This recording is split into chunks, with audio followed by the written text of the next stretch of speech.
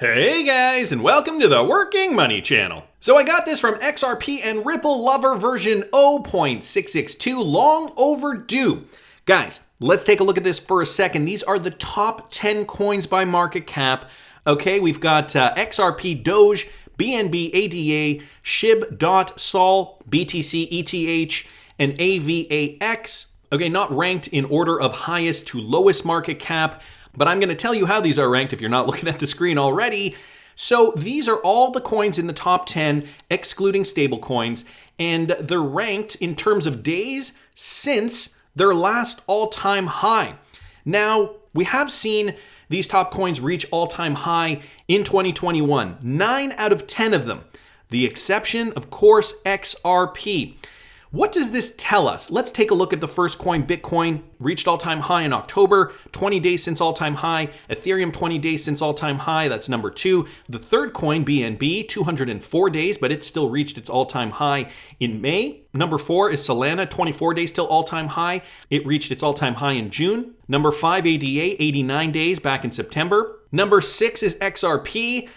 1,426 days. The last time it reached its all-time high was January 4th, 2018, followed by DOT 26 days ago, Doge 206 days ago, SHIB 33 days ago, and AVAX 8 days ago.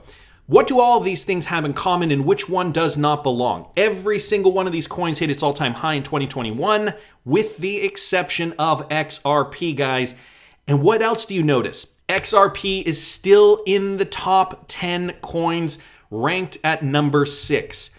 So to me, what that says is that although we have not seen all-time high yet for XRP, it is coming soon. There certainly isn't a waning of interest for XRP, even though you are starting to see haters on Twitter or wherever, say it's a crap coin or whatever. The institutional demand is there. We know that institutional money is still pouring into XRP, guys. It is ranked number 6 out of the top 10. I know it used to be a number 3 and even overtook Ethereum at a point in 2017 and 2018 at number 2. But guys, I'm just looking at that setup. I'm just looking at the potential for XRP in the coming months. We're forming that Nike swoosh, of course, the higher lows and the higher highs. We are almost there, guys. It is just a matter of time before blast off. That is how I see this. I thought this was an interesting chart, something that I'm sure is on a lot of our minds. The fact that every other coin in the top 10 found its all-time high in 2021, with the exception of XRP, which still has maintained its position in the top 10, I think does still speak volumes.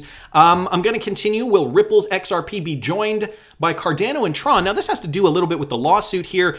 This was just an article by Financial Feeds, and they referenced Jeremy Hogan's latest video about Cardano. In July, attorney Jeremy Hogan took a shot at Cardano, talked a little bit about this before there were any regulatory questions. Then we got some news that some exchanges were delisting Cardano and Tron. In Hogan's view, Cardano is basically an alternative to Ethereum, so that could be why we are seeing this, and that it launched an ICO. However, he talks about here that it was launched in Japan, so that could have been a smart move. Down here, though, in the article, just wanted to mention, as the doors close on ADA and TRX, we might be seeing Cardano and Tron making efforts to help Ripple in this saga in donations, technical expertise, and legal counsel. So this is an interesting story here. I don't think the SEC necessarily wants to first of all, I don't think that this is going to happen. I think that they would, if they do get brought into court, if there was an announcement that Cardano was also going to be sued by the SEC and TRX for that matter, that they would have their own lawsuits. I think that since Ripple is so far along in its lawsuit,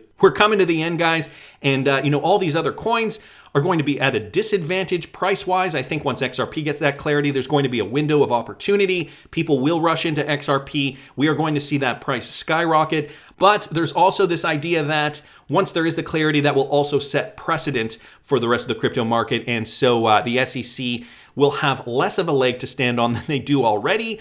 And I think it'll be a lot, I personally do think it'll be a lot easier to come to a verdict on other cryptocurrencies once we get that clarity from Ripple. Like I've said before, Ripple is that poster child now for regulatory clarity in the United States. XRP is the cryptocurrency under the microscope. There are a lot of reasons for that.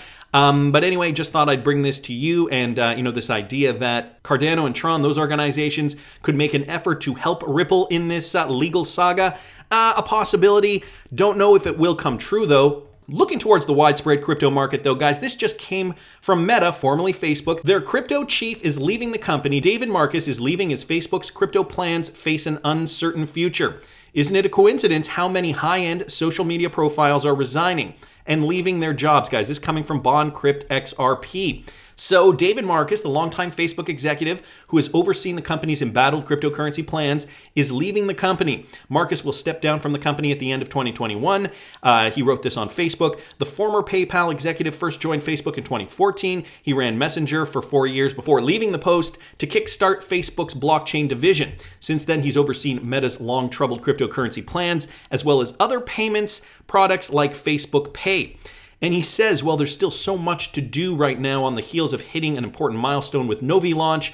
I will remain as passionate as ever about the need for change in our payments and financial systems. My entrepreneurial DNA has been nudging me for too many mornings in a row to continue ignoring it, Marcus said. And so that was his statement here on Facebook. We know the DM project was getting a lot of blowback from regulators around the world. Many heads of central banks were criticizing this. It was introduced in 2019 and throughout 2020. I think Zuckerberg then went to court defending this on some level. And I think they came to the conclusion that no, we cannot have a Facebook cryptocurrency, at least not in the capacity of it being freely available throughout the world for people to utilize, because we're already working on this, Zuck. We're creating CBDC, so back the F off. And so, maybe that had something to do with David Marcus's decision to leave Facebook on that front. Of course, guys, all of these things are tied together. The crypto space is no longer going to be the Wild West, and Gary Gensler, if he has his way, definitely wants to put a stop to that.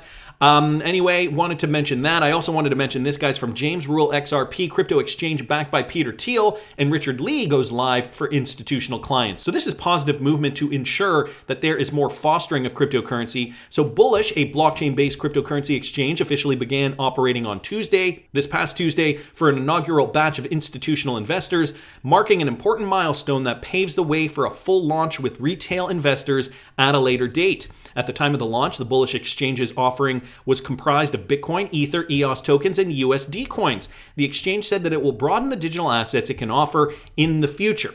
Among the first clients to operate on the Bullish exchange are a non-US affiliate of Virtue Financial, the electronic market-making firm based in New York, and the Hong Kong-based crypto finance arm of Amber Group. Virtue Financial, guys, also make note, Glenn Hutchins and Silver Lake Capital is an investor in Virtue Financial or Virtue Financial. Bullish was established earlier this year as a subsidiary of Block One, and blockchain software company backed by the group of renowned investors, including PayPal founder Peter Thiel, hedge fund managers Alan Howard and Louis Bacon, and Hong Kong tycoon Richard Lee. Eventually, Bullish will offer automated market making, lending, and portfolio management tools for its users. So more bullish news here, guys, for institutional clients specifically to get into cryptocurrencies. Interesting choice of coins too. Bitcoin, Ether, EOS, and USD coins. I'm assuming they mean USDC. Interesting news there. Thought I'd bring that to your attention just to kind of give you guys an overall picture. Again, more evidence to suggest where crypto is going. And then we have the Algorand blockchain, guys. Never seems to disappoint. This from Michael at Val5 Links. With regards to Borderless Capital, they have launched $500 million fund for Algorand projects. Borderless Capital is looking to use its $500 million fund to back projects powering the next generation of decentralized projects on the Algorand blockchain. Capital venture firm Borderless Capital has launched a fund worth $500 million. As I mentioned, according to a November 30th announcement from the Miami-based company, the Borderless Algo Fund 2 will aim to back digital assets powering the next generation of decentralized applications. We know Algorand, guys, one of those World Economic Forum coins that is going to change, I think, disrupt the future of finance. The firm highlighted non-fungible tokens, so NFTs, and decentralized finance products, DeFi products in particular, noting that it is looking at opportunities to disrupt the creator's economy with NFTs while accelerating the growth of funding into Algorand's DeFi ecosystem. Just wanted to mention this quote also down here from Arul Murugan, the founder managing partner of Borderless Capital. Algorand is the most efficient next generation blockchain software in the market right now, and it is the next frontier for investment opportunities and disruption. Again, the Algo token, still a relatively affordable deal, trading in and around $2, if I'm not mistaken, just under $2 at this moment in time. It has been gaining a lot of momentum. You know, the one thing that I think is very important to point out, again, like I said before, one of those WEF coins, the World Economic Forum, has highlighted them before in one of the reports they did earlier this year. That, along with XRP, XLM, Cardano, Solana, and CeLo, I believe was the last one there. So according to the data from DeFi Llama, Algorand is currently ranked as the 36th largest blockchain in terms of total value locked in DeFi at $97.4 million. But guys, I think that is going to grow as we see this blockchain build out. Great news here. Wanted to thank Michael for pointing us to that. And so the state of play, okay, we have to understand the world is trying to get on the same page when it comes to a new standardization for cryptocurrencies. And so there are the politics involved, there's the technology involved, there are so many moving pieces. Well, this I saw, guys, from BondCrypt XRP, building this infrastructure will require the collaboration of both public and private companies with CBDCs, necessitating new payment rails to be designed to facilitate interoperability between different crypto and digital currencies. Interoperability, well, we know that Ripple excels at that. So introducing a new regular column state of play at FinTech Futures each month, FinTech analyst Philip Benton explores a new topic and assesses the state of play, providing an in-depth analysis and understanding of the market landscape. This month, they talk about central bank digital currencies. So it's safe to say that in 2021, this has been a breakout year for crypto. Talks a little bit about Bitcoin and how cryptos have emerged. Talks a little bit about Facebook and how the world's central banks are now exploring CBDCs as a reaction, or purportedly, the optics look like it was a reaction to Facebook's DM announcement back in 2019, but I have a feeling they've been working on them all along. There are clear benefits to the use of CBDCs for both retail and wholesale payments, which is reflected in the majority of CBDC studies and projects looking at both model types. So down here just gives us some examples of central bank digital currencies. They talk about a growing call for cashless societies. Yeah, if the World Economic Forum would have their way, everybody would be cashless by now. I think they're going to experience some pushback though.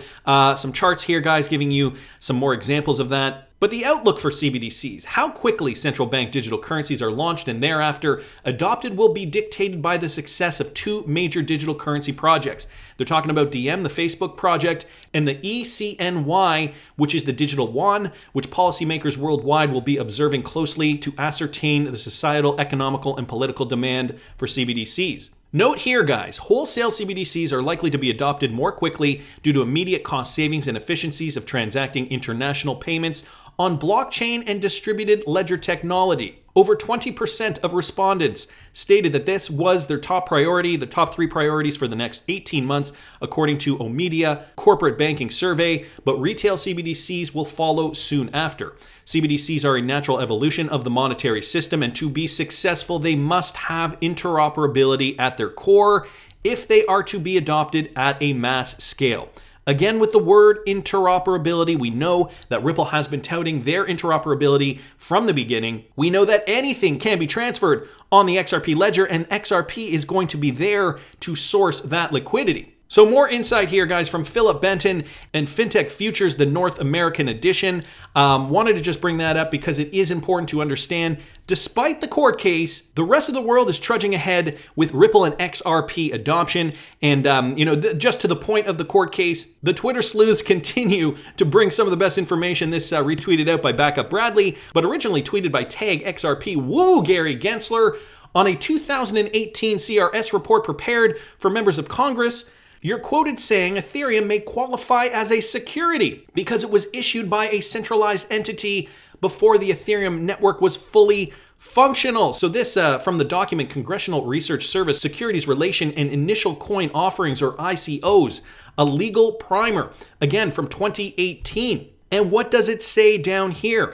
Some commentators, including former chairman of the Commodity Futures Trading Commission, Gary Gensler, have suggested that Ethereum, which as of August 2018 was the second largest virtual currency by market cap, clocking in at roughly $29.2 billion, may qualify as a security because it was issued by a centralized entity before the Ethereum network was fully functional. The exact argument, if I'm not mistaken, that they are using right now in court against Ripple, also now considered a security in their eyes. Of course, Ripple's team of lawyers fighting this tooth and nail, and there is so much evidence now to suggest XRP, not a security, that Ripple should not be the entity on trial here, but it should in fact be Ethereum and the people behind propping up that particular blockchain project. So boom, more huge news here, guys, from Tag XRP.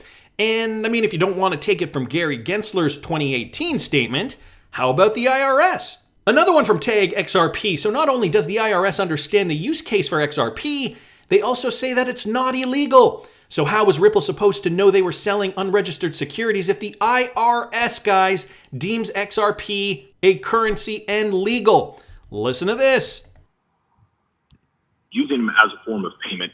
It also works in other scenarios as well, and I think Ripple is a great example. So let's take a look at Ripple's price as well. You can see the increase and decrease in value, and again, it followed kind of the same model as the rest of the community with the virtual currency price fluctuations. Now we're going to talk about Monero. Oh yeah, go ahead. I was just going to interject. So this is all legal. I mean, I could trade in and out of this as I want, just like a particular stock if I want. Yeah, there's nothing inherently illegal about owning or transacting in virtual currency. The only legal or illegal component of it is the mode and intent behind it. If you're using it to conduct an illegal transaction, or if you're using illegal money to attempt to conceal it. But merely using the currency itself, virtual currency, the fact of it doesn't mean it's illegal. I always kind of like to use the example that, currency is used to buy and sell drugs. Cash. Yeah. Now, holding on to cash just because I have cash to go use and buy a cup of coffee, just because I have cash doesn't mean I'm going to go around and use it to buy and sell drugs. The mere fact of the ownership or possession of it does not mean you're doing anything illegal. It's what you do with it is the thing that makes it illegal. And there you have it, guys, straight from the IRS. It's how you actually use the currency is what makes it illegal, not the currency itself. Not to mention that the IRS did in fact even label XRP a cryptocurrency, not a security. And aren't they the ones who would be most familiar with what a currency is or not? That's just my opinion, but I want to hear what you guys think. Please subscribe to the channel if you haven't already. Like the video if you like the content I'm providing. I always love hearing your comments. See you in the next one, guys.